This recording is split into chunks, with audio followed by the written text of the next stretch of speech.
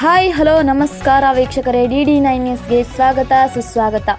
RB Timmapur ಅಬಕಾರಿ ಸಚಿವರು ಮಾತನಾಡಿದರು. ಆಧ್ಯಾತ್ಮಿಕ ಸುಖ, ಶಾಂತಿ, ನೆಮ್ಮದಿಯನ್ನು ನೀಡುತ್ತದೆ. ಹಾನಿ ಮಾಡಿಕೊಳ್ಳಬೇಡಿ ಹುಚ್ಚಪ್ಪಗಳಿರ ಎಂದು ವಚನ ಹೇಳುವ ಮೂಲಕ ಭಜನಾ ಪದಗಳಲ್ಲಿ ಇದು ಕೂಡ ಅರ್ಥಗರ್ಭಿತವಾಗಿರುತ್ತದೆ. ಇಂತಹ ಪದಗಳನ್ನು ಕೇಳುತ್ತಾ ಇರಬೇಕು ಅನಿಸುತ್ತದೆ. ಮನುಷ್ಯನು ಆಗಾಗ ಚಿಂತೆಯಲ್ಲಿ ಇರುತ್ತಾನೆ. ಚಿಂತೆಗಳು ದೂರವಾಗಬೇಕೆಂದರೆ ಇಂತಹ ವೇದಾಂತ ಪರಿಷತ್ತಿನಲ್ಲಿ ಶರಣರ ಸಾಹಿತ್ಯ ಪ್ರವಚನ ಆಲಿಸಬೇಕು. ಎಲ್ಲರ ಬದುಕನ್ನು ಬದಲಾವಣೆ ಮಾಡುವ ಕೆಲಸ ಮಾಡುವುದೇ ಶ್ರೀಗಳಿಂದ ಸಾಧ್ಯ. ಗೊಂದಲದಲ್ಲಿ ಸಿಲುಕಿರುವ ಜನತೆಯ ಜೀವನ ಸುಖಮಯ ದಾರಿ ತೋರಿಸುವ ಕೆಲಸ ಶ್ರೀಗಳಿಂದ ಮಾತ್ರ ಸಾಧ್ಯವಾಗಿರುತ್ತದೆ. ಹಂತಿ ಪದಗಳು, ಜೋಗುಳ ಹಾಡು, ಜಾನಪದ, ಡೊಳ್ಳು ಹೀಗೆ ಎಲ್ಲ ಕಲೆಗಳು ಈಗಿನ ಕಾಲದಲ್ಲಿ ಮಾಯವಾಗುತ್ತಿವೆ. ಇಂದಿನ ಮಕ್ಕಳಿಗೆ ದೂರವಾಗುತ್ತಿವೆ. ಮಕ್ಕಳನ್ನು ಬೇರೆ ಕಡೆಗೆ ಇಟ್ಟು ತಂದೆ ತಾಯಿ ಮಕ್ಕಳನ್ನು ದೂರ ಮಾಡಿ ಶಿಕ್ಷಣವನ್ನು ಕಲಿಸುವ ಕಾಲ ಬಂದಿದೆ.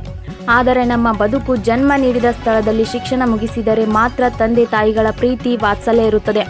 ಪ್ರತಿಯೊಬ್ಬರೂ ಪ್ರವಚನ, ಕೀರ್ತನೆ ಕೇಳಿ ಶ್ರೀಗಳ ದರ್ಶನ, ಆಶೀರ್ವಾದ ಪಡೆದುಕೊಂಡರೆ ಮಾತ್ರ ಜೀವನ ಸುಖಮಯವಾಗಿರುತ್ತದೆ ಎಂದು ಮಾತನಾಡಿದರು.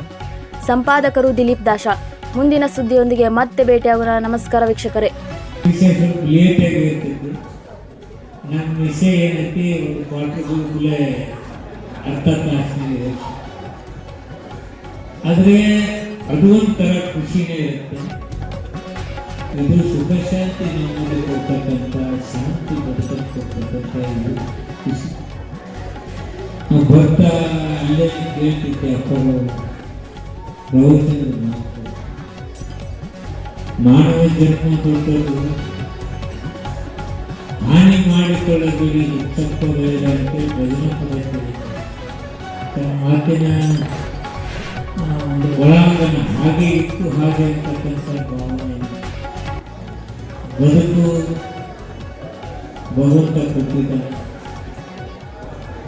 ಅದನ್ನು ಅನಾವಶ್ಯಕ ಹಾಳಾಗಿ ಮಾಡ್ಕೊಳ್ತೀವಿ, ಸದುಪಯೋಗ ಮಾಡ್ಕೊಳ್ತೀವಿ.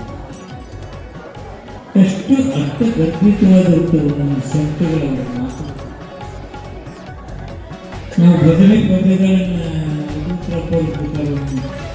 ವಿನಂತಿ ಮಾಡ್ತೀವಿ. ಇದು ಯಾವುದರ ಸಾಧ್ಯ ಭಜನಾ ಪದಗಳನ್ನು ಎಷ್ಟು ಅದ್ಭುತವಾದ ಹಾಡುಗಳಲ್ಲಿ ಐತಂದ್ರೆ ಬಹಳ ಅದ್ಭುತ. ನಾ ಹಾಡನ್ನ ಕೇಳ್ತಾ ಸಣ್ಣ ಹುಡುಗರಿಂದ ಕೇಳಿದ್ವಿ, ಈಗ ನಮ್ಗೆ ಆಗೋದೇ ಇಂಥ ಅರ್ಥಗರ್ಭಿತವಾದ ಮನುಷ್ಯ ಮಾನಸಿಕವಾಗಿ. ಒಬ್ಬರು ಹೇಳ್ತಾರೆ, ಅನುಭಾವದ ಚಿಂತೆ ಮಕ್ಕಳಾಗದ ಚಿಂತೆ, ಮಕ್ಕಳಾಗದ ಚಿಂತೆ, ಮಕ್ಕಳ ಕೊಡುವನ್ನು ಕೊಡುವ ಚಿಂತೆ. ಹೇಳ್ತಾ ಹೆಂಡತಿ ಮಕ್ಕಳು ಯಾವಾಗ ಪ್ರೀತಿ ಮಾಡ್ತಾರೋ, ಯಾವಾಗ ಅವರಿಂದ ದೂರ ಆಗ್ತಾರೆ ಅಂತಕ್ಕಂಥ ಪದಗಳನ್ನು ಮನುಷ್ಯ ಎಷ್ಟೇ ಸಂಬಂಧಗಳು ಇಟ್ಕೊಂಡು ಅದು ಎಷ್ಟು ಮಟ್ಟಿಗೆ ಇರುತ್ತೆ ಅಂತಕ್ಕಂಥದ್ದು ಅಷ್ಟೇ ಹೇಳ್ತಾನೆ. ಏತಕ್ಕೆ ಚಿಂತೆಯನ್ನು ಮಾಡುವುದು ನಿತ್ಯ ಪೋಷಿತನೇ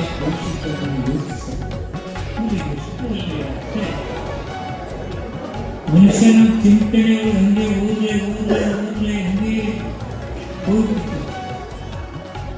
ಇದೇ ಒಬ್ಬರು ಸಾವುಕಾರ ಗಾಡಿಯ ಬಂದು ಏನಾದ್ರು ಏನೇನಾ ಉಳ್ಳಗಡ್ಡೆಗಳು ಏನು ಇಲ್ಲಿ 35 ಎಕರೆ ಹಾಕಿದ್ವಿ,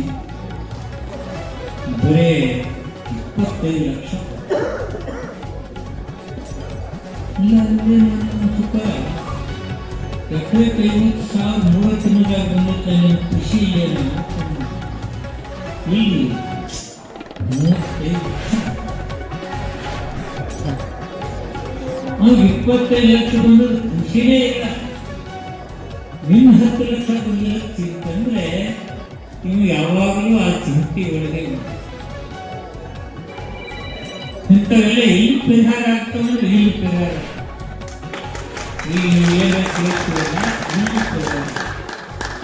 ಅದಕ್ಕೆ ಏತಕ್ಕೆ ಚಿಂತೆಯನ್ನು ಮಾಡುವುದನ್ನು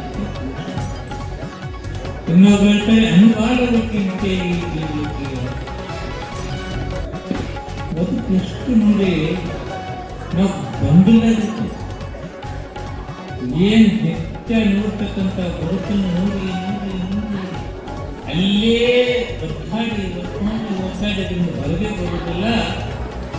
ಇದ್ದ ಜೀವನವನ್ನು ಖುಷಿಯಿಂದ ಎಂಜಾಯ್ ಮಾಡಿ ಬಂದಿದ್ದೀನಪ್ಪ ನಾವು ಖುಷಿಯಿಂದ ಇರಬೇಕಂತಕ್ಕಂಥ ಮನಸ್ಸು ಎಲ್ಲ ಬದುಕನ್ನು ಸಾಗಿಸ್ತಕ್ಕಂಥದ್ದು ನಡೀತಾ ಇದೆ.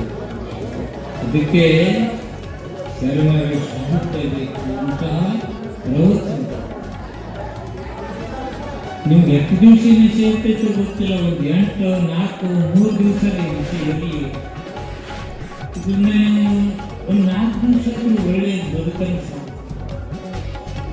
ಇಂಥ ಬದುಕಿಗೆ ಆಶ್ರಯ ಮಾಡ್ತಕ್ಕಂಥ